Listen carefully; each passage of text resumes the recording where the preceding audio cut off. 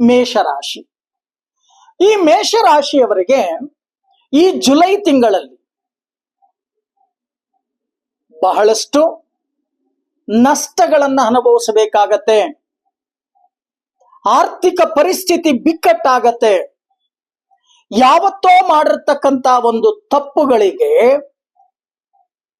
ದಂಡವನ್ನ ಕಟ್ಟಬೇಕಾಗತ್ತೆ. ಅದಕ್ಕೆ ಶನಿ ಕಾರಣ. ಶನಿ ನಷ್ಟ ಸ್ಥಾನದಲ್ಲಿದ್ದಾನೆ, ಮೀನರಾಶಿಯಲ್ಲಿ ಸಂಚಾರವನ್ನ ಮಾಡ್ತಾ ಇದ್ದಾನೆ. ಚೆನ್ನಾಗಿ ಅರ್ಥ ಮಾಡ್ಕೊಳ್ಳಿ. ಇನ್ನ ಗುರು 3ನೇ ಮನೆಯಲ್ಲಿದ್ದಾನೆ, ಅನರ್ಥಗಳನ್ನ ಮಾಡಿಸ್ತಾನೆ. ನೀವಾಡುವ ಮಾತಿನಿಂದ ಅನರ್ಥಗಳಾಗತ್ತೆ, ಮಿಸ್ಅಂಡರ್ಸ್ಟ್ಯಾಂಡ್ ಅಂತಕ್ಕಂಥದ್ದು ಸೃಷ್ಟಿಯಾಗತ್ತೆ, ಸ್ನೇಹಿತತ್ವದಲ್ಲಿ ಬಿರುಕು ಅಂತಕ್ಕಂಥದ್ದು ಬಿಟ್ಕೊಳತ್ತೆ, ಜೀವನ ಅಂತಕ್ಕಂಥದ್ದು ಸ್ವಲ್ಪ ಅಸ್ತವ್ಯಸ್ತವಾಗತ್ತೆ. ನಿಮ್ಮ ಬುದ್ಧಿಶಕ್ತಿಯಿಂದ ಜೀವನವನ್ನ ಮಾಡ್ತಕ್ಕಂಥದ್ದು ಈ ಜುಲೈ ತಿಂಗಳ ಮಾಸವನ್ನ ಕಳಿತಕ್ಕಂತ ಕೆಲಸವನ್ನ ಮಾಡಿ.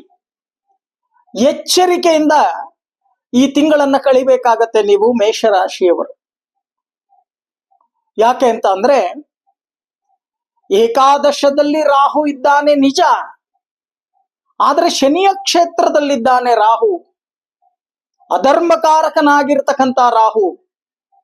ಆ ರಾಹು ಕೂಡ ನಿಮಗೆ ತೊಂದರೆಯನ್ನ ಕೊಡ್ತಾನೆ. ಅದರಲ್ಲೂ ಸ್ವಲ್ಪ ವಯಸ್ಸಾಗಿರ್ತಕ್ಕಂಥವರಿಗೆ, ಒಂದು 50 ವರ್ಷ 45 ವರ್ಷ ಮುಗಿಸಿರ್ತಕ್ಕಂಥವರಿಗೆ ಶರೀರದಲ್ಲಿ ಆತಂಕಗಳನ್ನ ಸೃಷ್ಟಿಯನ್ನ ಮಾಡ್ತಾನೆ ಅಂತ ಹೇಳುತ್ತೆ ಭವಿಷ್ಯ. ಆರೋಗ್ಯದ ಕಡೆ ಗಮನವನ್ನ ಹರಿಸಿ. ಆದ್ರೆ ಏನಪ್ಪಾ, ಮೇಷರಾಶಿಯವರಿಗೆ ಶನಿ ಗುರು ಬಲ ಯಾವುದೂ ಇಲ್ಲ, ನಮ್ಮ ಜೀವನ ನಶ್ವರನ ಅಂತ ಹೇಳಿ ಬಹಳಷ್ಟು ಜನ ಆಲೋಚನೆಯನ್ನ ಮಾಡ್ತೀರಾ. ಧೃತಿಗೆಡ್ತಕ್ಕಂಥದ್ದು ಬೇಡ. ಧೈರ್ಯಂ ಸಾಹಸ ಲಕ್ಷಣಂ. ಮನುಷ್ಯನಿಗೆ ಕಷ್ಟ ಅಂತಕ್ಕಂಥದ್ದು ಬರುತ್ತೆ ನಿಜ. ಬಂದಾಗ ಬುದ್ಧಿವಂತಿಕೆಯಿಂದ ಆ ಕಷ್ಟ ಕಾರ್ಪಣ್ಯಗಳನ್ನ ನಿವಾರಣೆಯನ್ನ ಮಾಡಿಕೊಳ್ತಕ್ಕಂತ ಕೆಲಸವನ್ನ ನಾವು ಮಾಡಬೇಕು. ಹಾಗಾದ್ರೆ ಏನ್ ಮಾಡಬೇಕು?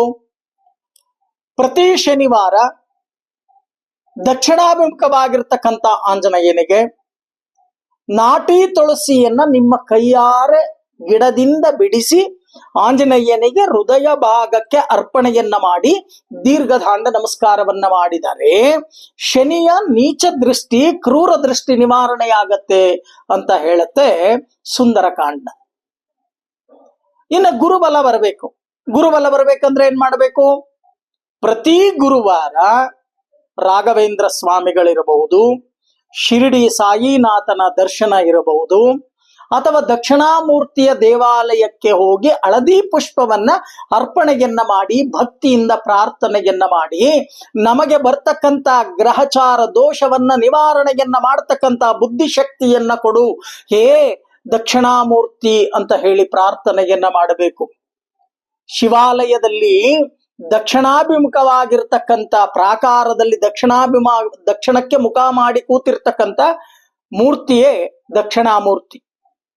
ಇವರಿಗೆ ಪ್ರಾರ್ಥನೆಯನ್ನ ಮಾಡಿದಾಗ ಬಹಳಷ್ಟು ಅನುಕೂಲಗಳು ಅಂತಕ್ಕಂಥದ್ದು ನಿಮಗೆ ಪ್ರಾಪ್ತಿಯಾಗತ್ತೆ.